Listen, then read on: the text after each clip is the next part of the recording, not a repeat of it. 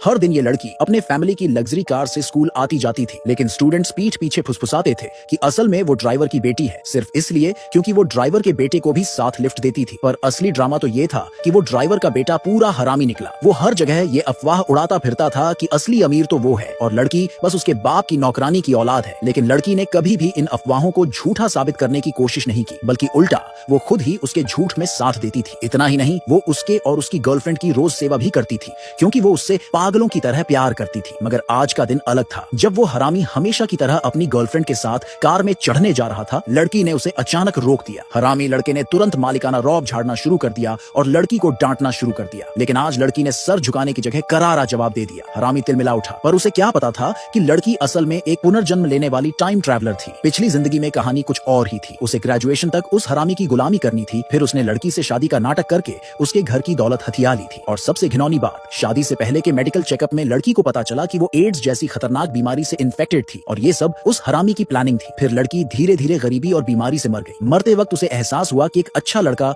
हमेशा से उसे सच्चा प्यार करता था, पर उसने कभी ध्यान ही नहीं दिया। उसका पछतावा शायद खुद भगवान तक पहुंच गया था, क्योंकि मरते ही उसकी आंखें खुली और उसने खुद को 10 साल पहले उसी स्कूल में वापस पाया। इस बार कहानी दोहराई नहीं जाएगी। जैसे ही हरामी ने उसे फिर से अपनी गर्लफ्रेंड के लिए लंच लाने का हुक्म दिया, लड़की चुपचाप कैंटीन गई, लेकिन पूरा खाना खुद खा लिया। हरामी गुस्से में तमतमा उठा, लेकिन इस बार लड़की डरी नहीं। उसने सीधा पूछा, तुझे याद है नौकर कौन है? हरामी को लगा था कि लड़की अब भी उससे प्यार करती है और एक ना एक दिन उसके कंट्रोल में आ जाएगी, पर अब कहानी बदल चुकी थी। स्कूल खत्म होने के बाद हमेशा की तरह लड़की अपनी फैमिली की कार में बैठी, लेकिन ड्राइवर ने गाड़ी चलाने से मना कर दिया। उसका कहना था कि जब तक उसका बेटा नहीं आएगा वो गाड़ी नहीं चलाएगा। उसे पूरा भरोसा था कि उसका बेटा लड़की को अपने जाल में फंसा ही लेगा और फिर इस अमीर खानदान की सारी दौलत उनके हाथ में होगी। थोड़ी देर बहस के बाद हरामी और उसकी गर्लफ्रेंड स्कूल से बाहर आए। हरामी हमेशा की तरह कार में घुसने ही वाला था, लेकिन लड़की ने इस बार उसे रोक दिया। आसपास खड़े स्टूडेंट्स जो लड़की को ड्राइवर की बेटी मानते थे, मजाक उड़ाने लगे। सब लड़के से बोले, अबे इस नौकरानी को अभी निकाल बाहर कर। हरामी को समझ नहीं आ रहा था कि अब क्या करे। अगर उसने कार में चढ़ने से मना किया तो उसकी रईसजादे वाली इमेज मिट्टी में मिल जाएगी। आखिरकार उसने गुस्से में लड़की को जमीन पर गिराया और अपने बाप को गाड़ी स्टार्ट करने को कहा। गाड़ी लड़की को वहीं छोड़कर निकल गई। स्टूडेंट्स हंसने लगे, अरे नौकरों को अपनी औकात में रहना चाहिए, बिल्कुल सही किया बॉस ने। पर लड़की बिना किसी भाव के उठ खड़ी हुई। उसने एकदम शांति से अपने फैमिली को कॉल किया, फिर उसने उन हंसते हुए लोगों की तरफ देखा और बोली, वो गाड़ी 2 मिनट के अंदर वापस आएगी।